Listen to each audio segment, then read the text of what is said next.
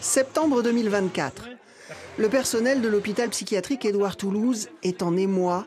À Marseille, la fermeture de la nef, l'une des 6 unités d'hospitalisation, est devenue inéluctable.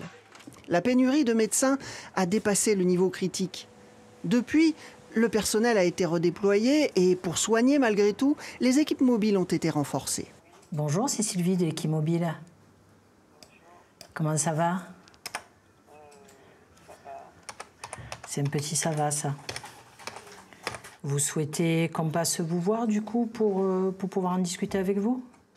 Sur un moment où il n'y a personne à la maison?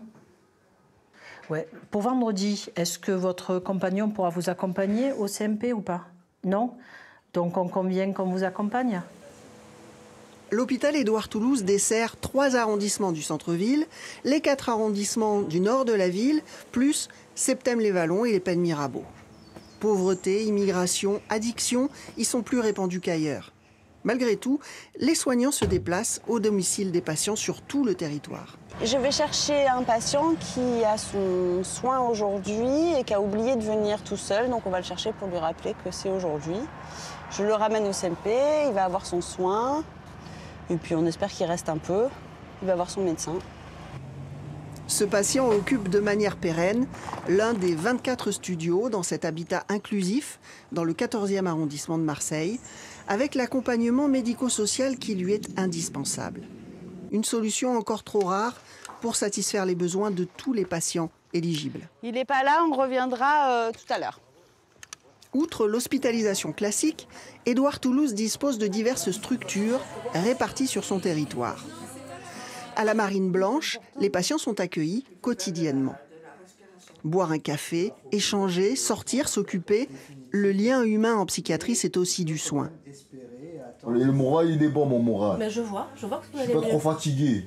Et puis vous fumez plus ici. Non, vous m'avez dit là, pas fumer ici. On respecte le lieu de soin. Ouais, on fume pas du cannabis sur le lieu de soin. Quand les gens ne viennent pas aux soins, c'est pas forcément qu'ils ne veulent pas, qu'ils n'ont pas envie, qu'ils veulent pas se soigner, mais c'est parfois qu'ils nous oublient, qu'ils oublient les soins. Et en fait, aller vers eux, c'est absolument pas intrusif ni persécutant. Au contraire, c'est le signe aussi du souci de l'autre et du fait qu'on ne les oublie pas. La limite du soin ambulatoire, Andréi l'a atteinte. Il y a quelques mois, en phase aiguë de sa maladie, il n'a pas pu être hospitalisé faute de place. Sa condition de sans domicile fixe, en rupture familiale, est la conséquence de ses troubles. Pour autant, il a trouvé au centre médico-psychologique de la Viste un ancrage. C'est la dernière porte que tu peux ouvrir. C'est des jeunes que tu peux communiquer avec eux. Et ils t'offrent la liberté. Même si tu as une difficulté, avec eux, tu peux communiquer. C'est des copains, c'est pas des docteurs. On est soignant, on est quand même très humain, et de se dire qu'un patient est envoyé aux urgences, est très mal, est en crise, et qui finalement finit dehors, pour nous, c'est avoir perdu quelque chose, voilà, c'est très frustrant, quoi. Un échec.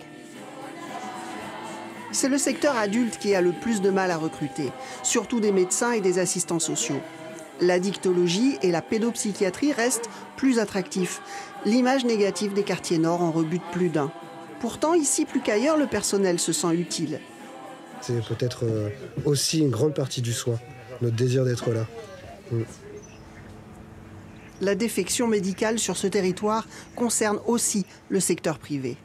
L'hôpital Édouard Toulouse n'a pas attendu ces difficultés de recrutement pour développer l'ambulatoire et les actions hors les murs. Mais aujourd'hui, les patients psy ont plus que jamais besoin de lui.